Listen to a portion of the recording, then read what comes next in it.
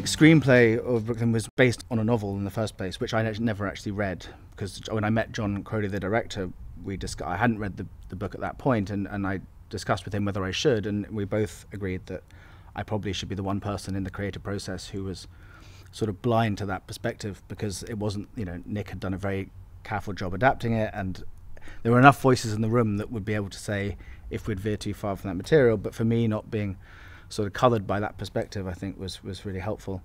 Structurally, the finished film is probably closer to the screenplay than anything else I've worked on, but really the work in the edit was calibrating the emotional trajectory of primarily Saoirse Ronan playing Ailish.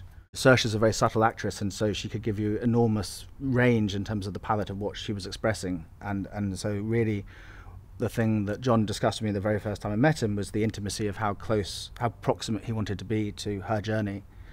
And all the way through, the choices were really governed by just trying to be empathetic to what the audience would be feeling in her shoes at that point.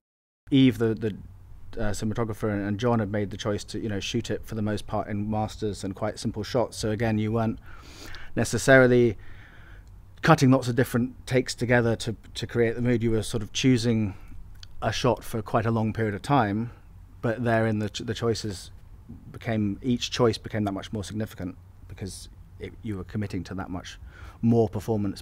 Every film is different, and every film has its own agenda. Sometimes empathy is the primary agenda, and sometimes it's action beats or set pieces. I've just done an action comedy with Ryan Reynolds and Samuel L. Jackson, which couldn't be further from Brooklyn if it tried, but you're still applying the same sort of rules within yourself as to, do I like the person? Do I want to like the person at this point? And if so, do I? And if their intention is you don't like them, then you make a set of choices.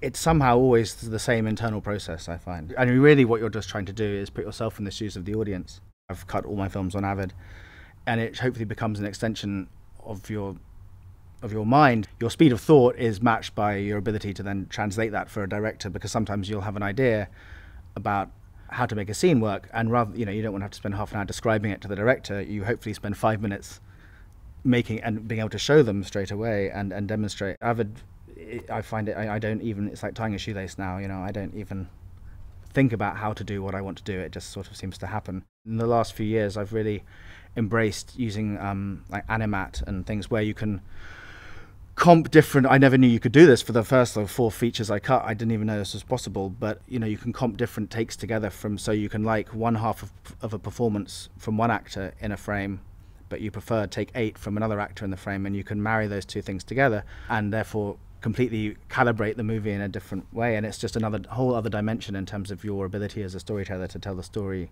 you want to tell, and not the one that just happened in the dailies. In Hell or High Water, it's a very small example, but there's a shot just before they go into the final, to perform the final bank robbery, and Chris Pine said he had 2 lines of dialogue in the shot, and he said his first line, and then we didn't want to have his second line. For rhythmic reasons, we wanted to hold the beat, but the only way to do that previously would have been to cut round to Ben Foster, and we didn't want to do that. We wanted to hold on Chris Pine's face, so we were digitally able to freeze his mouth, and so you can hold the shot that beat longer. So you're distorting what the actor's intentions were or what the screenwriter's intentions were, but through the course of a 6-month edit on a film, one's agenda always changes in terms of what you're trying to achieve. And the fact that thanks to technology we can now alter these things is invaluable.